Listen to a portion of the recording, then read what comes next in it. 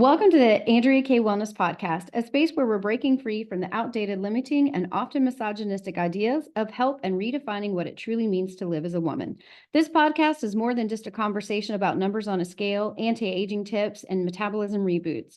For far too long, society's told you that happiness relies on how small you are, how well you age, and how quickly you bounce back after having a baby.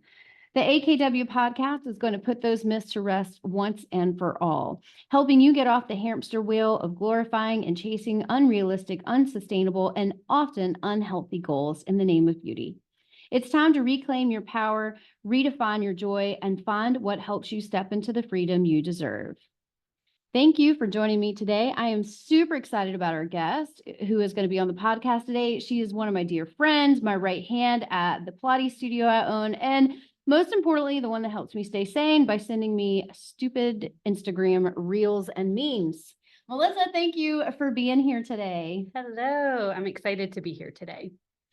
All right, so for those of you who don't know, the only people that would possibly know this are the people that come to Pilates Cure, but probably most of y'all don't even realize that when I very first started taking Pilates, not even teaching Pilates, but just taking Pilates, Melissa was one of my teachers. Yes, I was. And that was a hot minute ago. That has been a while ago. So Melissa, tell us all, when did you start Pilates? Like, you started before it was cool to be in Pilates.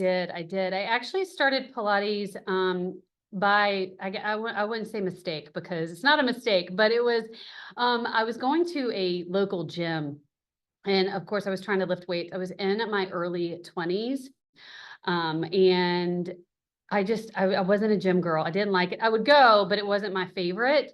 And they had this little room in the back that they were doing these classes. And I saw this instructor come in and I was like, well, I want to try these classes. And so I went and tried. It was actually mat Pilates. And I figured out how much of a benefit I was getting from the mat Pilates. At the time, I was in dental hygiene school, and my low back was absolutely killing me. And so I realized how much better I felt doing that. So then that's when it started. And then I just got hooked on it from then on. But I did start with mat Pilates, and that's been 25 years ago. A long time ago.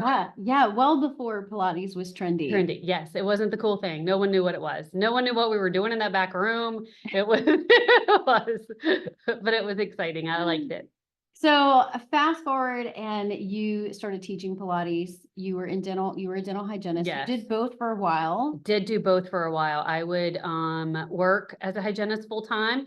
And then I would teach a couple nights a week. And of course, as most hygienists, Fridays, the offices aren't open. So I would teach on some Friday mornings also at the studio where you happen to come into. Yes. So yes, I did that. I taught about 6 classes a week along with working full time. And then you started your family. Yeah, so that kind of put a little curve in it, right? So I got pregnant, and I actually taught up until I was about 30 weeks pregnant. And then I realized how much it was just putting on me, and just tired, exhaustion of working and teaching both. So I kind of slowed down at that like 30-ish week mark, and then kind of took it off. And that is where I kind of took a break for a while. As you know, had some issues with my son when he was born. So it was just kind of a little bit more hectic in my schedule. Yes. And then by that point, I was teaching. Yes. And then I opened my own studio, and you religiously came to that studio. Yes, I told you when the other one closed that I was following you wherever you went. Yes. And I did.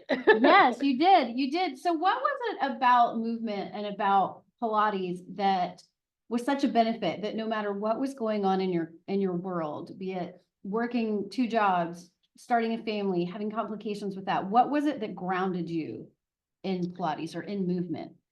I want to say that Pilates, and it's always been my go-to, which of course I'm sure we'll definitely get into that later, but, movement changes through life. It changes from when you're younger to when you're older, but I've always, when you're in a Pilates class, or when I'm actually taking a Pilates class, being able to just stop and put the world outside of it, and you can only focus on yourself at that moment, right? So everything else kind of shuts down. There's no phones, there's no anything. It's just you and your body and your movement.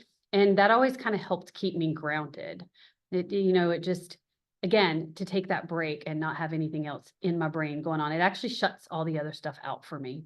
I completely get that. And I know a lot of our clients, they say the same thing. They like just having that hour or 50 minutes, or even if they're doing the online stuff, 30 minutes, 10 minutes, just anything just to kind of have solely to yourself. Solely to yourself, which is hard to find these days as you know, as a mom and a working and a, business owner as you are, it's hard to find that. Yeah. Yeah. And we at the studio make everyone cut off their phones, and we strongly encourage them to silence their watches to truly try to get that time alone. It's hard. It is very hard. It is. All right. So then I convinced you. Well, I didn't convince you. Kind of. Yeah, no. I bribed you. Not really. But anyway, you quit hygiene and you started back into teaching Pilates full time. I did. Yes. I decided hygiene it was taking a toll on my body, very bad. And it was actually around the COVID era when, don't say it. yeah, I know, when everything kind of shut down anyway. And that just gave me more of I had already stopped, working full time as a hygienist, and I was, with you some then, but after that I was like, I'm done with that altogether, with hygiene altogether. Again, it's a lot of wear and tear on my body. It was messing some things up. So. And when you jump back in with both feet. Like you never let your certifications go in Pilates, which was great. But then you not only came back into Pilates, but you expanded your education and you became a personal trainer through the National Academy of Sports Medicine. You have recently gotten a specialization in women's fitness. And I'm curious about that. There's so many specializations that you could choose. Well, I guess first off, let me ask this first question. What led you to become a personal trainer on top of your Pilates education? So I think you can always learn, right? I like knowledge. I've always been, even when I was in hygiene, like anatomy and physiology during school, like that was my jam. I loved it. So the human body just completely intrigues me of how it works, how it doesn't work the way it's supposed to, how it does work the way it's supposed to. So that kind of led me into the personal training. I wanted it to dig a little deeper in the whys, right? Of how this works, we get a little bit in Pilates training, but it is nothing like you get in the personal training certification. So that was more of me. It was just, I always want to know whys. I just wanted to dig more. And earlier you said in your 20s, you weren't really into lifting weights, but now I know things have changed. Yes, they have. Yes. So tell me a little bit about why you started lifting weights and how you pair the two modalities together. So, and that's where I said when life changes, I have learned, or slowly learning. I still get on myself about this, but I can't compare myself to my 20-year-old body, to even my 30-year-old body, even to my early 40-year-old body. My body needs different things now. When I was in my 20s and 30s, like I could do Pilates every day. I could still do Pilates every day. It is my heart. I absolutely love it. But I know that that's not what's best for my body right now at this point in my life, of course, because as we get older, we are, losing muscle mass. We need to help strengthen bones. We need to do those type things. So that in turn means you got to lift heavy. So that's where I kind of got started on that. I was noticing, and I'll just go ahead and throw it out there. I was noticing a bunch of perimenopause issues that I was having. And everything kept leading me to say, if you lift weights, you can help some of these kind of subside a little bit. So that's where it came in. So I do try to do that 3 times a week. And then I try to do Pilates, at least 2 to 3 times. I always give myself a rest at some point when my body needs it. So, 1 week, if it's not the same, I just don't, I listen to my body more than I do. But I know that the weight is a huge, huge part of it right now. Yeah, you hit something that I'm pretty passionate about. There's a myth that your metabolism slows down, like at 30, 35. Everyone's like, oh, I'm gaining weight. My metabolism is slowed down. And I actually did a masterclass on it. I'll link it in the show notes, but it's not that your metabolism slows down. The science actually shows that your metabolism does not slow down until you're in your 60s. Yes.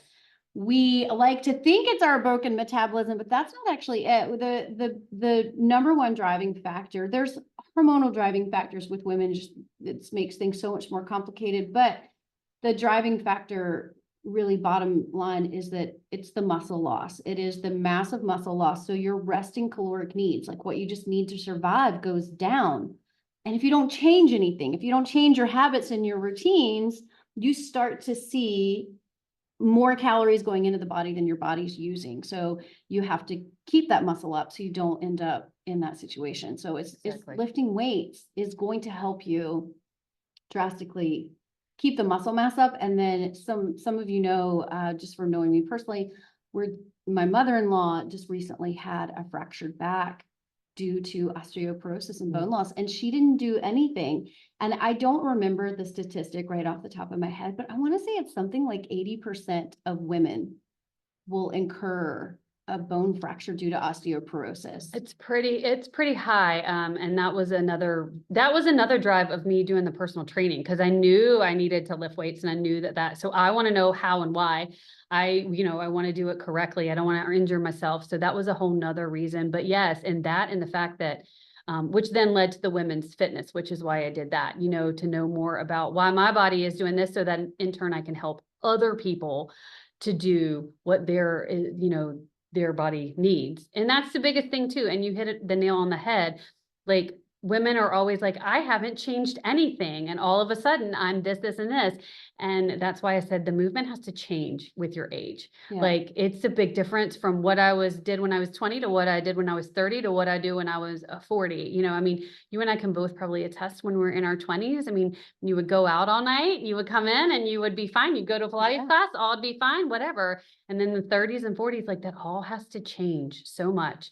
Like, now I laugh. I'm like, I gotta, wash my face, and I gotta get in bed before 9, and I gotta eat my protein, and I gotta do all the things.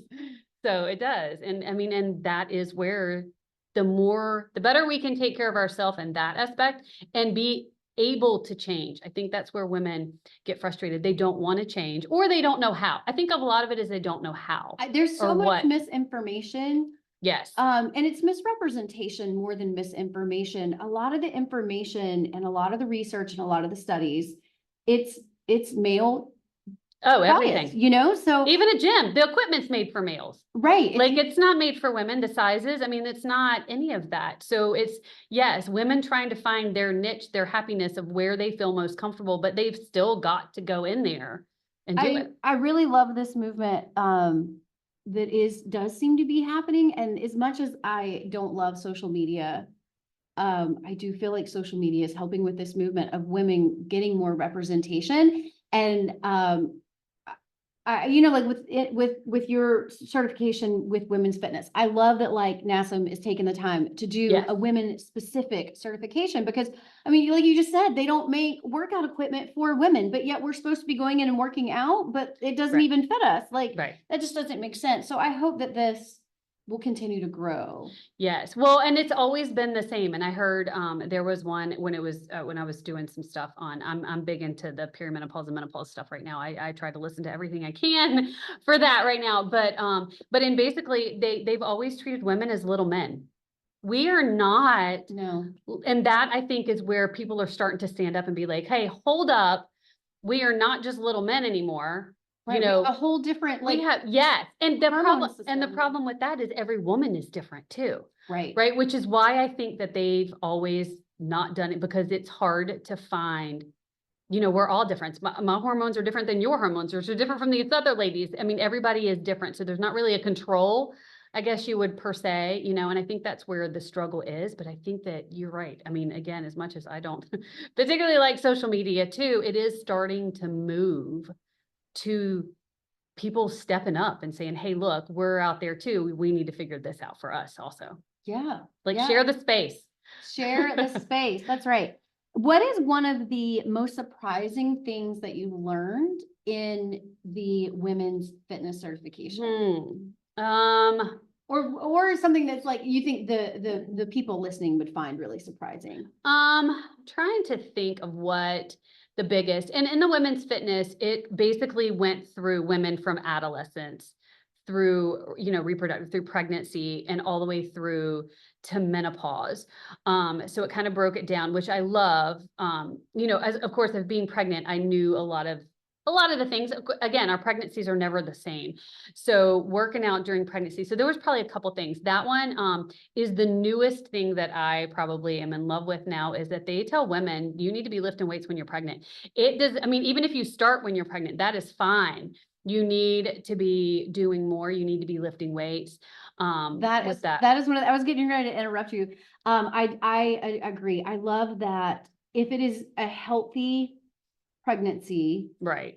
then you're no longer considered a special population. No. And I love that, because it is something that is naturally occurring in our body. Is it hard? Absolutely. Does it feel challenging? Absolutely. But that doesn't mean you should stop movement. It doesn't mean you should stop working out. And I love that we're no longer looked at as like fragile special population right during pregnancy. Yeah, like we're glass and can't do anything. Yeah. Because I mean, it is. And I think that was, I mean, even all of it, of course, they flipped it up a little bit, not a lot of plyometrics, not a lot of jumping and rebounding and that, Again, but it was still, I know your season, but it was still like, lift the heavy weights. And again, that was the big thing of, and even if you haven't, like you can start, it's not going to hurt anything. That, and then that women actually, are at a higher risk of cardiovascular than men. I mean, I knew it was high, but even over like lung and breast cancer and those type things, like it's cardiovascular for us. And the symptoms are different. I talked about that completely different in my very first podcast episode. The symptoms are different, and we weren't recognized as a female population. Again, we're not little men until the 90s. It's wild.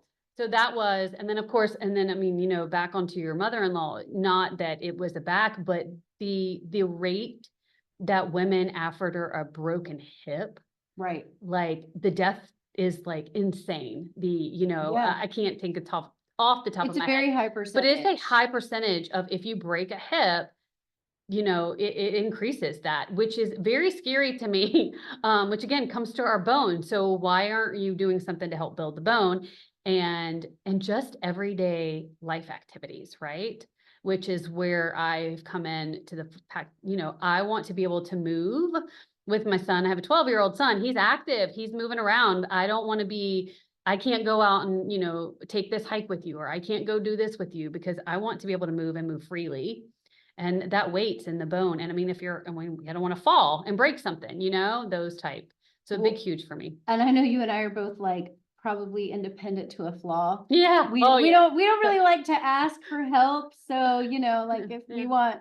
Now, if I ask my husband to, can you move something? If he doesn't jump up right then I'm doing it. Right. It'll be done in 30 minutes. Totally. Yes, definitely. And I think back to like my mother's generation and my mother-in-law's generation where, smallest was what was so praised. I have a vivid memory of at my grandmother's house above her, her dining room sofa.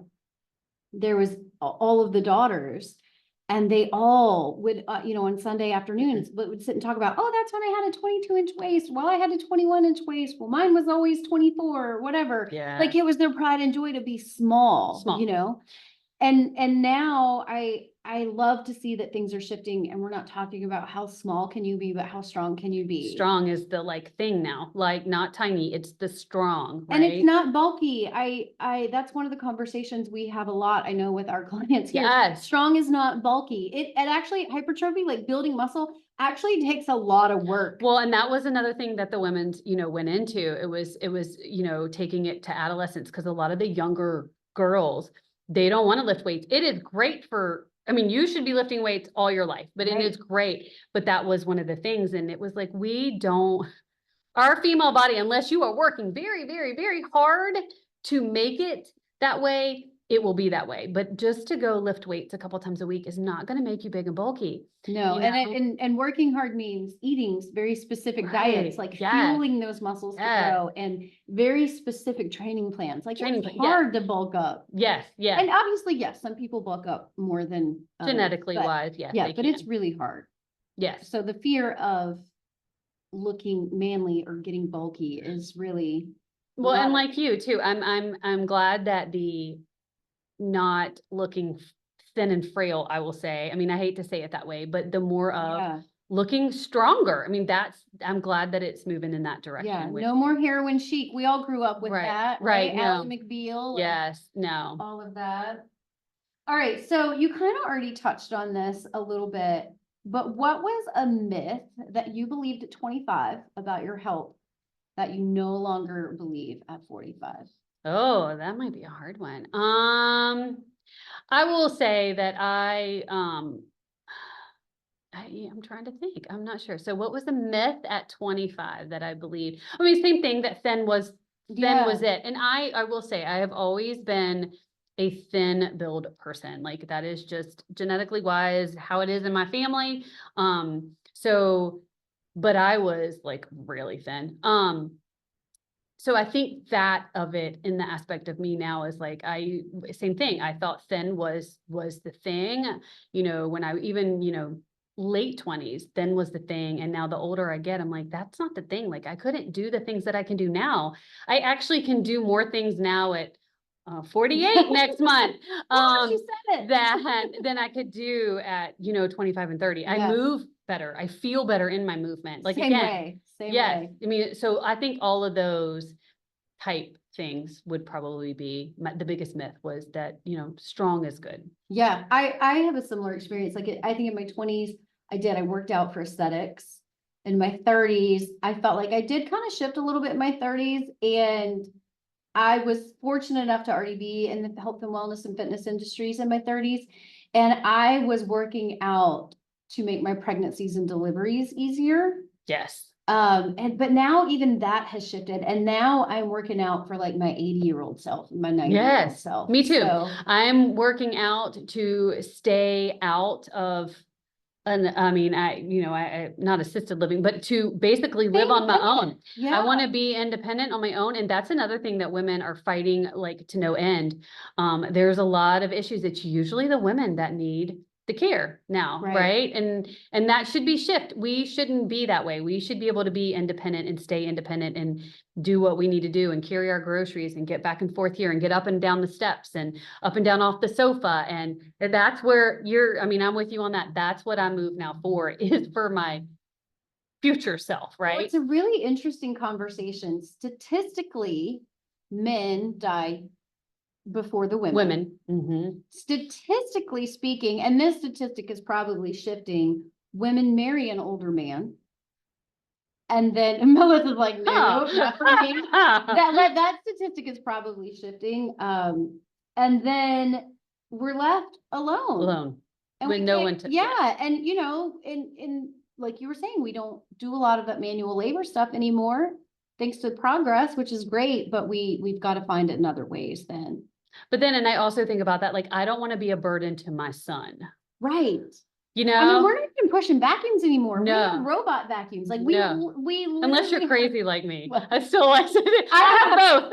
I just have a regular push vacuum. So, I'm still pushing my vacuum. But yeah, I mean, like we've literally eliminated so much of our physical movement out of our own lives that like we have to make sure we're putting it back in. Right. And I mean, again, I think about it for our future selves, and I think about it for my son. I mean, I have lots of friends, I mean, you included, that are taking care of in-laws or taking care of parents. Yeah. And so not only are we trying to figure out life with our bodies now and what's going on with us and all the changes that we have, but then you're also trying to take care of your aging parents or in-laws. And like, I don't want to be that burden to my son. Like, not that it's a burden, it's not a burden, but you know what I mean? I want to be able to be self-sufficient, and I don't want him to have to come and, take my trash out for me or, do those things. Like, I want to be able to do that and live on my own for as long as I possibly can. Right. I mean, just simple things like walking up steps. Yes. I mean, getting down on the floor and back up. And yes, sitting on the sofa and getting back up without hurting and moaning and groaning. Like, yes, all of that is the goals. So how would you define, knowing everything you know now, how would you define the definition of healthy and like pursuing health? So to probably define, and of course, this is where it changes through our lives too. So, in my 20s, health was not the same as it is now, right? I was able to eat whatever I wanted to eat. That wasn't a big deal, right? And I had no issues. I could go and eat, a Big Mac. I could eat Krispy Kreme donuts, whatever. It wasn't a big thing. I didn't, hydrate like I do. So now the health that I do for now, again, is me looking out for how can I be self-sufficient later? I mean, it's do I have enough hours of sleep? Do I have enough of my protein? And those are things I would have never worried about, even 5 years ago, I wouldn't Right. have even worried about. So health to me is to be able to be self-sufficient, to be able to be on my own and independent. Not that I want to be. Of course, I always love my husband and I want him around as long as possible. But, if something happens, like Right. I want to be able to do it on my own, and not be hurting from it or not get hurt, basically. And I hope you don't get mad that I'm going to bring this up, but No. you and I both, you're like, oh, what is she Oh, going to no. say? What is she saying on this? She knows a little too much about me. This is safe for the audience. So we both suffer from thyroid issues. Yes. And that is, again, statistically a female issue. Yes. It is a much higher rate of female thyroid issues. Mine happens to be autoimmune. I don't believe yours is. Mine was hormonal. Mine I did Yeah. not have until after I had my son, and then it tanked. Yeah. Yeah. And see, I think all of this to me plays into what is the definition of health, Right. and where are we missing the mark in supporting our women? Yes. And nutritionally, what could we be talking about? And physically, what could we be talking about to help fill that gap to where, the next generation of ladies maybe don't suffer the same thyroid imbalances that Right. we suffer. Well, and also too, and I'm getting a little bit of it too, but as we age also and hormonal changes occur, cholesterol Right. will start to increase. And I mean, in the last probably 4 years, it's not high, but my doctor, she's always like, hey, your bad cholesterol is creeping up, but your good cholesterol is so high. I'm not worried about it. But I'm like, I don't eat a ton of, that type, I try to eat round, balanced and all the good things, but sometimes it just happens. But why does it happen to us? I mean, we know why, for hormonal. Right. But again, like if we could stop it or find something to help that before, like again, why are we not doing those? And the thyroid, that's another huge one. That'll change too. And I think this is just my theory. Like you and I just said, we're in our 40s, we're working out for our 80-year-old body. I think this conversation starts with our teens and preteens. Yes. And the education on, listen, get off the treadmill. We love that you're on the treadmill, but like add in some weights. Yes. And the conversations around nutrition start in our teens and early 20s when it, like you said, you can eat anything and not get GI upset. You can, eat anything and still not keep you up all night. Yeah, you feel fine, but like, I think those conversations start to happen younger. And I'm not a fan of mass eliminating, whole food groups or going on super restrictive diets, but I am a fan of education around food is fuel, but food also like macronutrients, I think gets too big of a highlight again. And this is just my philosophy. I want to talk about the micronutrients. I want to talk about like, what is the food doing on the cellular level for our bodies? And why are we not having conversations about this and having conversations with our teens and preteens? Right. Because I think if we could have those conversations earlier, and if we even understood them ourselves earlier. Right. And that's what I wish I could go back to my younger self and tell my younger self some of these things. And, I think it's really, you and I have talked about this a million times. Our healthcare system is broken. I love my doctor. I have a fantastic doctor. I love her. She is fantastic for when I am sick or I have something wrong with my physical body, but she is not fantastic with dietetics. Yes. That is not her. And like, that's a missing piece of the health to me. And I did go out this will be a conversation for another time, but when my health tanked back in like 2019, I did go out and find a dietitian to help me fill those gaps. But well, and again, that's the same thing with our healthcare. Like, why aren't we, prescribing, nutritional and exercise?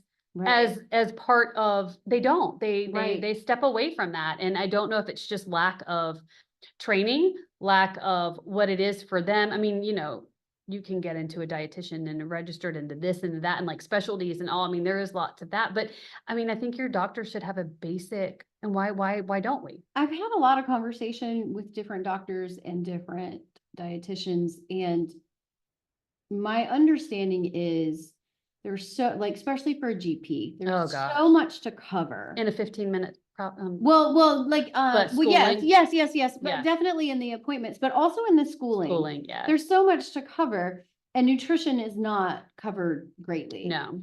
I guess my biggest issue is why and this is a whole nother topic we will not be able to fix today, unfortunately, Melissa. We can't fix this. But like, why is dietetics not covered by insurance? Yeah, right. But Why is your gym? Why is not exercise? Why is not, like, why is none of that? I mean, we could live longer and get off some of these medications that were prescribed and do, I mean, even just working out, not that, I mean, it has a, brain effects. Like it can make you happy. It can make you relax. It yeah, can it boosts de-stress. those And so hormones. so why aren't we talking about any of that? And then different foods trigger different things too. Like, why don't we talk about any of that? Yeah. But again, and I think it's, as a GP, you have to do so much. Yeah. And I don't blame them. I No, don't blame gosh, them no, at no, all. no, no. Like I said, I love my doctor. I just wish there was more support. So that is part of what, this podcast is about, is just interviewing people and talking to people and getting answers and maybe just having conversation that, we're not finding in other places. So knowing what you know and having the education that you have and the specialization in women's fitness. And I know you work with a lot of different populations in here at the studio with me. Like, you work with preteens, you work with pregnant mamas and postpartum mamas, you work with, ladies in their 80s and everything in between. So you see the gamut of people in a lot of different phases of life. So if you could give one piece of advice to somebody who's like, well, I want to improve my health, I just don't know what to do, what would it be? And it could be for any age category or all age categories, but like, what would be one thing that like women could maybe do? Lift heavy weights. Lift heavy weights. That's my, I mean, nutrition, of course, is in there, is of course, what are you eating? What are you doing? But mine, like, I mean, lifting heavy weights can help solve a lot of our issues. How heavy is heavy? It's your heavy, right? It's your heavy. I know, I always laugh because I laugh, when you here in the studio too have done different things and everybody's like, I need to know what weight that is. Like, of course there's the big thing now that women should be able to farmer carry their weight. Like, you should be able to carry your weight. And of course, is everybody going to start off like that? No. Right. No. So you start off, I mean, even if you just start off with body weight, it's just you doing the movement. But it is also, I see a lot of this stuff too. And again, social media, again, I'm happy for it to be there. I love for it to be there. But a lot of these women will just watch something and then take that home and do it. Do you have the proper form? Like, they think that they need to be holding 30, pound dumbbells to do a lunge. Well, if you can't even have the proper, movement mechanics of a lunge, you need to be dropping all the weight and finding that. So again, it's heavy is, you need to go. I mean, of course, your progressive overload, like you need to be on failure the last few rounds and you need to keep building it up. So I think that is a, personal thing. It'll move up. Yeah. It'll definitely move up, but you need to be heavy. You need to be getting heavier and heavier. But if you start with a 5-pound weight, you start with a 5-pound weight. Right. But it doesn't stay there, I think, is the You do point. not stay there. I get so annoyed. I shouldn't say I get annoyed. I really probably shouldn't. But these people working out with these 2-pound weights all the time. Like, after a couple months of using, after a couple weeks, a month of using a 2-pound weight, like, that should be like, you can throw it. Like, no more, right? You should progressively up your weights and you should progressively push yourself within reason. Right. But I think that we don't, as women too, we're scared to push ourselves with the heavy weights. So you and I both are certified in Pilates, and we're both certified in other modalities as well, TRX and bar. And in Pilates and in bar, the most weight you'll ever use is like 2 pounds or 3 pounds. Right. Now, I still love, obviously, I still teach Pilates. I still love Pilates. Yes. I still love bar. I still go to bar.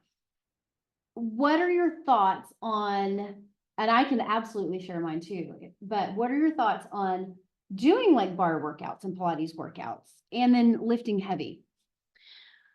Like separately, is that what you're saying? Yeah, Like, separately together, whatever. Like, um, so for people that might be like, well, I go to bar and I do, I yes, do my 2 pound yes. weights, or like I'm doing Pilates. Like, So, and why do I still need to do this other? other stuff. Yeah. And so that's where my workout, and again, I said, I mean, it'll change, and it'll probably change in 2 years. It'll probably change in 6 months. Who knows, right? But I used to strictly just do Pilates, like every day. That's what I did. And I felt great, and it worked for me, and it worked for my body. And then I noticed it wasn't working as well anymore, right? So now I really and truly, now I do more of the weight because that's what works for my body. And I do less of the Pilates. I do the Pilates because I absolutely positively love it. Like it's my heart. If I could do it every day and not do the weights, maybe, who knows? I mean, I absolutely love it. But I think they're separate too. This is another little pet peeve of mine. And I mean, it is just me. It's just me personally. It's my personal thoughts. I don't think we need to be lifting an 8 and 10 pound weight on a reformer. Like, I think we keep that separate. You do your Pilates, that's your modality for that, whether you're working on, your smaller ranges of motion and your, stability, and then you lift the weights, and that's where you're using those bigger muscle groups, right? You keep those two separate. For me, that's my personal opinion is how I go with that. But yeah, I mean, I think it changes. So I think that everybody should, add in a weight day, see how you feel, and then maybe add, which is what I did. I started out doing like 1 or 2 a week, and then I started seeing the benefits of that. And now I do at least 3 a week, and then, 2 Pilates sessions. So The way I kind of look at it, I see like bar workouts as almost cardio based. yes, definitely. So that's like, It's like your HIIT stuff. like yeah, your and I cardio love HIIT. it. I love a good bar class. Like Yes. you get so energized and like you feel your heart pumping, and I love it. But I think of it as cardio. Do they throw hand weights in there? Sure. But it's Even still cardio. Even the sculpt classes that are designed Yes. to build muscle, those are cardio classes. Yes. Love them. Love them. Glad those classes are normally full when I Right. go to the local studio and women are in there like getting their sweat on. Love that. I see Pilates as there is strength in Pilates, but it's a different kind of strength. That's not the same kind of No. strength.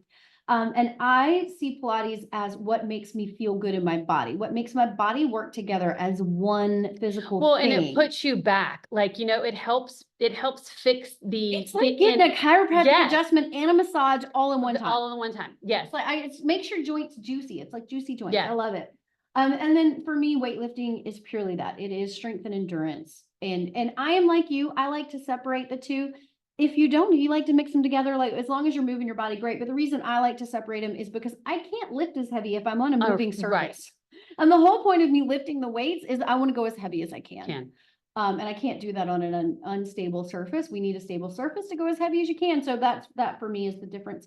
And I when I first started lifting heavy, I was sore, like Oh, yes. massively sore. I was Yes. like, holy crap, what did I do to myself? Definitely. And I was worried the next time I was going to do that workout that I was going to feel that sore again. And I didn't. No. And it's just amazing how resilient the body is. Mhm. But it is scary the first time you do it. And you're like, holy, I can't even go to the bathroom without being in pain. Like squatting right, down to yes. the toilet and getting Just- back up. Right. And I think that is a turnoff for people because they think every time it's going to be that way. And it really isn't. Your body will continue Adjusting. if you keep it up, right? If you do it regularly. And also if you fuel it correctly. Yes, fuel that and recovery helps too, right? I mean, Yes, fueling rest it and correctly. recovery too. Yes, You rest gotta and have all recovery of are it. big for that too. But yes, I agree with you on that. When I, like, again, Pilates is my stabilizer, right? That makes my body feel, like you say, it is almost like a nice little chiropractic adjustment. I've never teamed it with that, but it is. It's where I try to make everything, this hip needs to be a little bit more evened out, or this, everything kind of works in unison. It's more of almost like a dance, right? It's like a flow. And then the weights is completely, different to me. 100%. All right. So your free piece of advice is go grab some weights. If you don't have weights, grab something around your house. Oh, I did want to say, she mentioned farmer carriers a minute ago. For those of you that are not familiar, it is just like you get 2 gallons of milk, right? 1 in each hand, and you just carry them around. And obviously you increase your weights, and those are fantastic for grip strength. And there's, again, a lot of studies on grip strength and independence and vitality and living longevity. And then for those of you who are in the Southeast with us, we had a hurricane hit not too long ago. It was about a month ago, and a lot of them still don't have running water. So they're taking in like 5 and 8 gallon jugs, filling them up at water stations, and then they have to, haul them to their car. And I saw a story recently from a lady, and she was carrying both of her 5 gallon jugs, one in each hand. I mean, that had to be some weight, right? Yes. And her comment was like, "Thank goodness I practiced my farmer's carry." So Yes. it does It come does. into real life. And Yeah. all of us that hate to carry, our groceries, make multiple trips, right? We load up. Oh, we cart. load up it all. That's Yes. farmer's carry. So you are Basically. using that in real life. So yeah, Yes. but farmer's carry. That just wanted and to break two, that down. yeah, I mean, I don't know if you've noticed in your, which you haven't really, I, as a hygienist for 23 something years, have always had a little bit of issue with grip strength and, wrist and all of that. And I will say, the more weights I do, the better, right? Because that's helping your grip no matter what. Right. It's that building that grip Holding strength. that grip. So that has also been another aha moment for me. I was want to like, be able to open my own pickle jars. yes, If right. I want to pickle when no one I else want is a home. pickle. I want to pickle. Agreed. Oh, well, Melissa, thank you for being here. I have thoroughly enjoyed chatting with you. I Thank hope you so much. people learned something new about you. How long you've been doing Pilates, how long we've been doing Pilates Yes, together. It's very been a long minute. time. And yes, and our takeaway today is go lift heavy weights. Yeah. You will not get bulky. Let's go No. ahead and put that myth to bed. Yeah, right. You can just buy some heavy weights and Yes, and move. just move. Just Right. move. And there's a ton of stuff on YouTube. We have some stuff on our YouTube channel, but there's a ton of stuff out there Yes. for you to do. Just move. Or hire a trainer, like you said, get some good form, hire a trainer. Yep. I do. That made me think of one more question, and you will appreciate this question because you're a busy mama. You've got, like you said, you're a baby boy.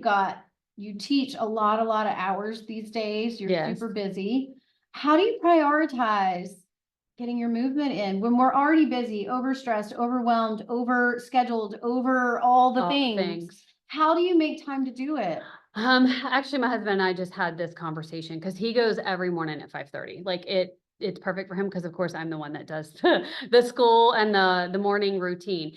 And he tells me all the time, he's like, I don't understand how you work out at all different times of the day. And if I could set a time of, this is my time, whether it be, 9 o'clock every day, this is my hour. Well, I can't. My schedule is so crazy. So I actually just do it when I can. I mean, sometimes it's at lunch. Sometimes it's first thing in the morning. Sometimes it's at 6 o'clock at night. That's not my favorite, but I know I have to get the movement in. And I am not a huge marathon workout person. Like if I'm going to do it, I need 30 minutes, quick and easy, to the point, and then over it. Like me personally, I see no benefit of me trying to I can't find an hour, and nor do I want to. When I think, oh, I have to go work out for an hour, I'm like, I dread it. I don't want to do that. And even my Pilates sessions have gotten shorter into like 35 minutes and those unless I come and like actually take a class, which I absolutely love, when I can take the time out, but most all of my stuff has gotten in shorter bite-sized pieces for me because that's what works for my schedule. And I know you're a big walker too. So I walk every day. I only walk like 25 minutes. And that's because of the dog also, but walking is, and I've never been cardio person. I go ahead and blurt that out. I just do not like cardio. So the walking is actually more for my mental, right? That's where I need, and I can be everything going on and trying to get homework and there's issues here and dinner and blah, blah, blah. And I'll just say, bye, I'm leaving, just to kind of catch my breath and to get myself back. So I do like doing a walk every day it's more for mental state for me. I can find that in the weights and the Pilates. It's just not the same. I think sometimes walking helps me a little bit more in that. Yeah. I like outside. Yeah. Oh, I'm outside. I don't walk on anything in my house. Yeah. And so then of course in the summer I'm sweating to death. In the winter I'm freezing to death. I'm all bundled up.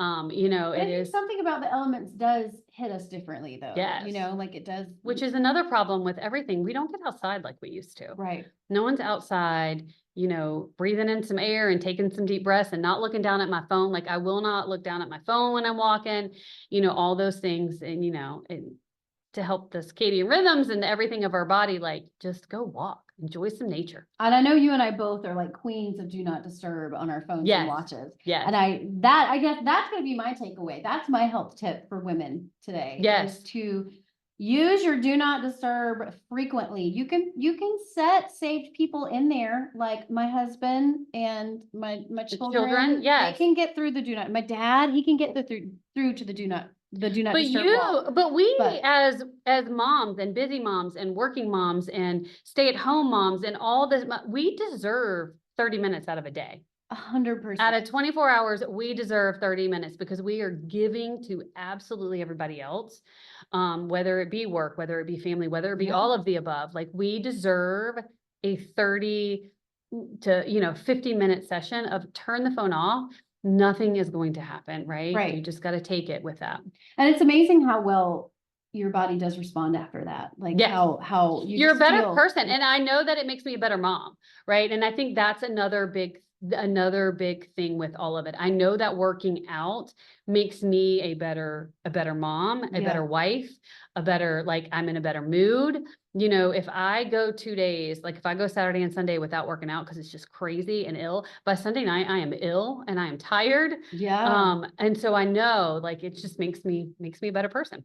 Agreed. And it is hard to find the time. I'm like you, we have similar schedules, similar job, life, work balance, and it's never at the same time. But unlike you, I can't, if it's not done by like 3:30, 4 o'clock, it's not going to happen. So I have to make sure my workouts are done by like 3:30, 4 o'clock, because I don't know what happens to me, but after I do know what happens to me. My middle schooler comes home at 3:30 and then it's all the things. And then it's dinner. And even if I do a crock pot dinner, it's still dinner and it's still then cleaning up and then getting ready for bed. And then, so I'm lucky my son is gone 2 nights a week from like 6 to 8 o'clock. Yeah. So, and usually my husband will go with him if to 1 or so of those. So the house is empty.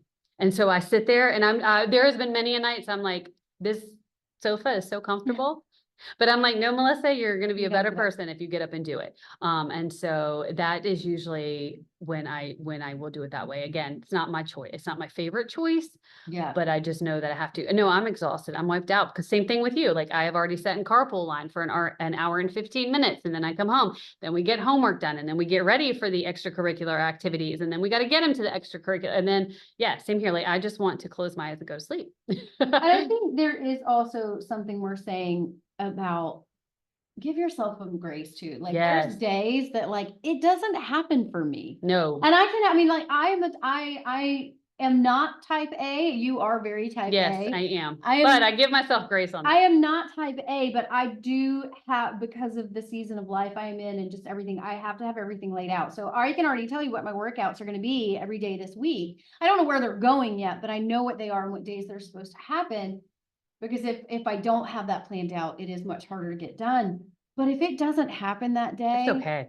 I just go to bed. Yes, it is okay. I mean, and I don't even worry about it. Like it's just, I mean, and sometimes just mentally, like you don't have it in you. Like you've had a lot of stuff going on and things, just kind of snowballed and might just come up that you don't have planned for and you don't have allotted for. And so the workout is the thing that gets bumped. And that gets bumped. And it is okay. I mean, agreed. You don't need to let it happen every day, for weeks and weeks. You have to hold yourself accountable. But again, to give ourselves grace. And I think that's another thing that women, perfectionistic. Yes. And we put these things on ourselves, and then we don't think it's okay if we don't do it. That's a whole nother conversation we'll have about why are we so perfectionistic and why do we believe that we have to outperform constantly? Yes. But it was great having you. Thank you so much for having me. Yes. And I will look forward to talking to you again. Yes. Thank you.